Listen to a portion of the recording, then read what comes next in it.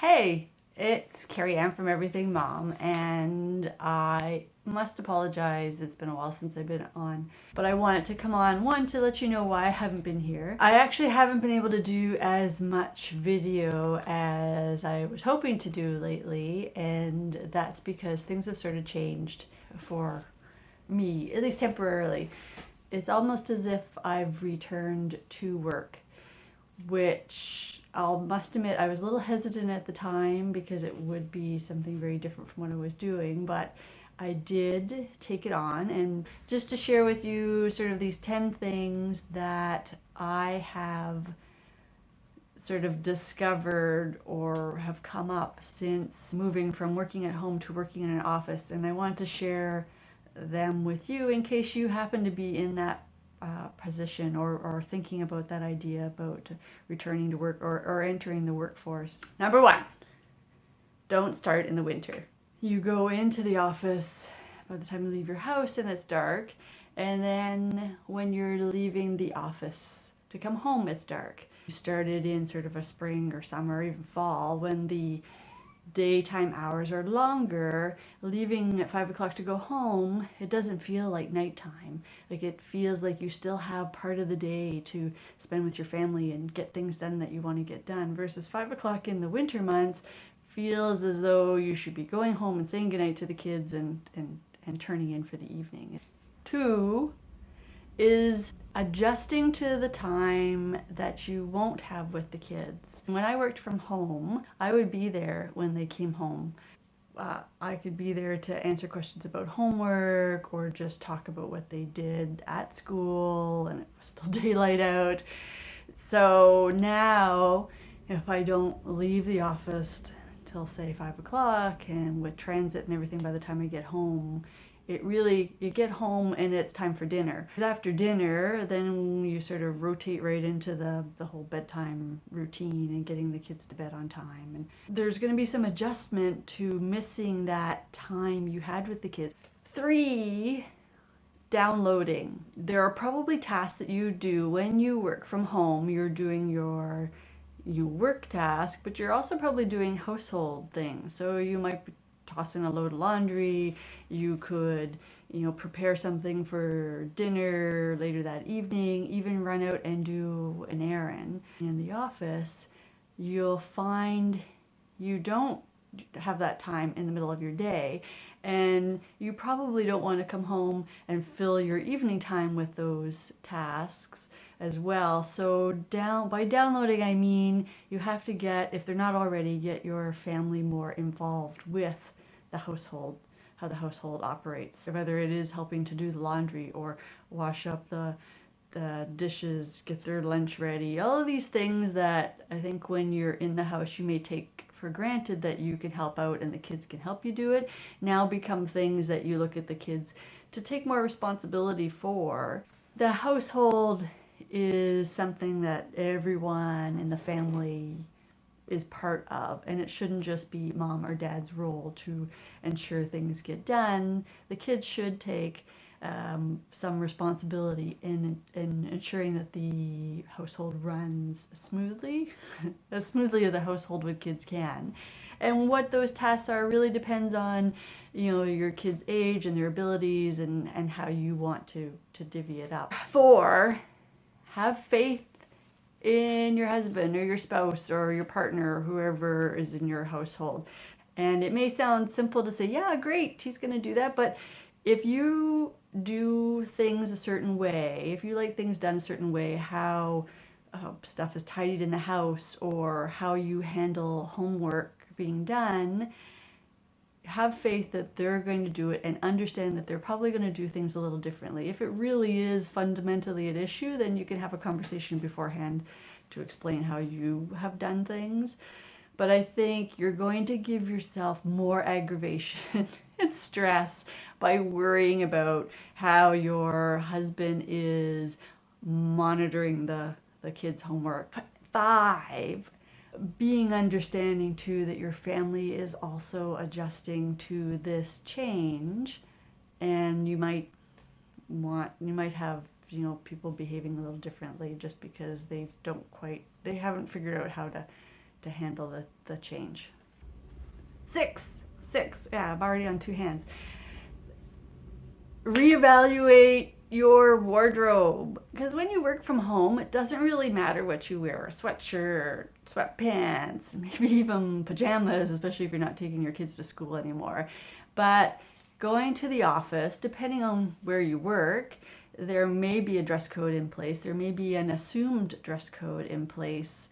And wearing the same pair of pants, although that's fine at home, may not necessarily be fine at the office. You may be more uncomfortable wearing the same pair of pants 5 days a week versus at home it's just you and it doesn't really matter.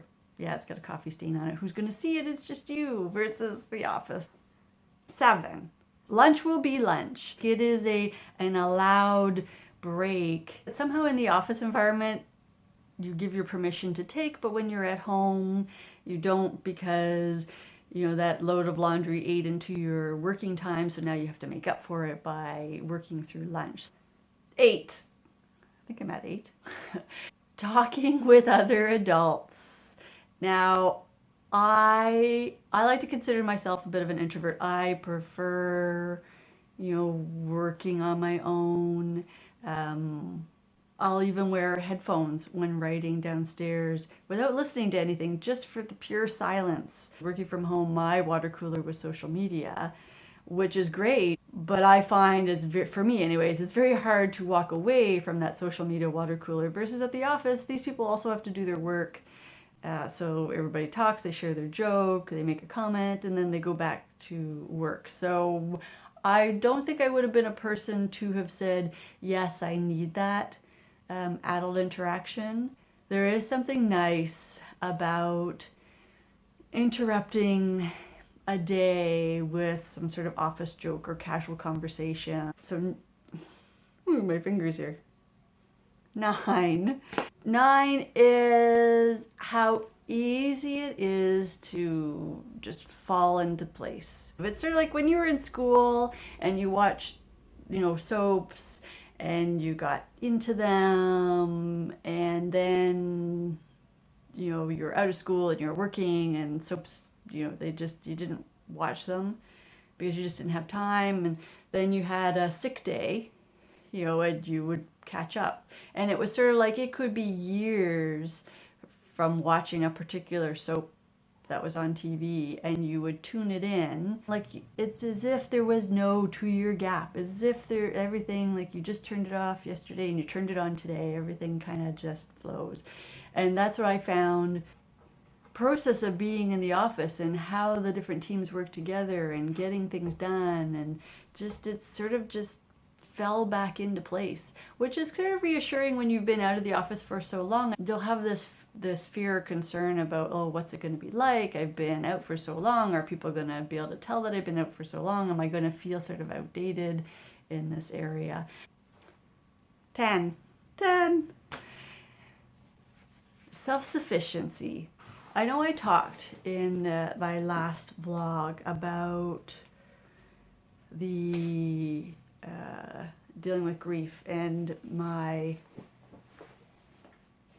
a family member had passed away rather suddenly. He was the sole income earner, and there were a number of young kids still involved with the family. And this job opportunity came prior to this family death.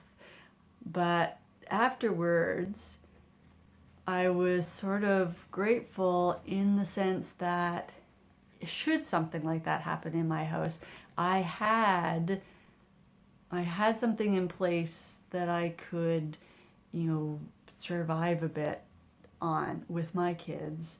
And I wasn't in a position to be forced to find it, like to have something terrible happen and then be in a position to say, okay, how am I going to make this happen? How is this going to work out? Where am I going to, cover this cost, especially when you still have young kids at home? I think most of us go through life thinking we're going to live a long time, until we're old age, and we will pass away peacefully in our sleep, and our children, if we have children, will already be out and married or careers and established lives, so we're good to go. I think most of us feel that way. And there's nothing wrong with feeling that way, but as stories have shown us, and based on this, most recent incident, sometimes life doesn't work out that way. Things can happen that we're not expecting. It's something that happens to other people and never happens to you. And don't get me wrong, I'm not saying that people shouldn't be stay-at-home moms. I'm just pointing out that whatever means that you are supporting the family, to evaluate, should something happen to the larger financial contributor in that family scenario, what is the backup plan, is all I'm saying. Anyway, that's kind of been why I haven't been online. I'm hoping to still be here. As I said, this is all part of the adjustment phase that I knew going to the office would take more of my time. I think, to know it and then to actually be in the scenario sometimes are two different things. So I think I just need to figure out the best system to make it all fit. And yes, some things will get delayed and some things will get pushed to the bottom of the list. I find the new year tends to be one of those time frames where we start to reevaluate where we're at and where we want to be, and returning to the workforce might be one of those areas. So perhaps this information you'll find useful. I don't know. I just wanted to share it with you, and hopefully I will get back into a regular routine, coming here to vlog a little bit about each week of what's going on in the Everything Mom household. And let me know if you went through similar adjustments when returning to the workforce, or are thinking about returning to the workforce, because I'd love to hear, maybe there's something that I hadn't considered, or that you've encountered that you weren't expecting. The more we start to talk about these things and share with each other, the more prepared we can be when we make sort of changes that affect us and our families with us. So again, thanks for coming by for this very long vlog on Everything Mom. It's Carrie Ann, and if you're so inclined, don't forget to subscribe, and I'll see you next time. Bye.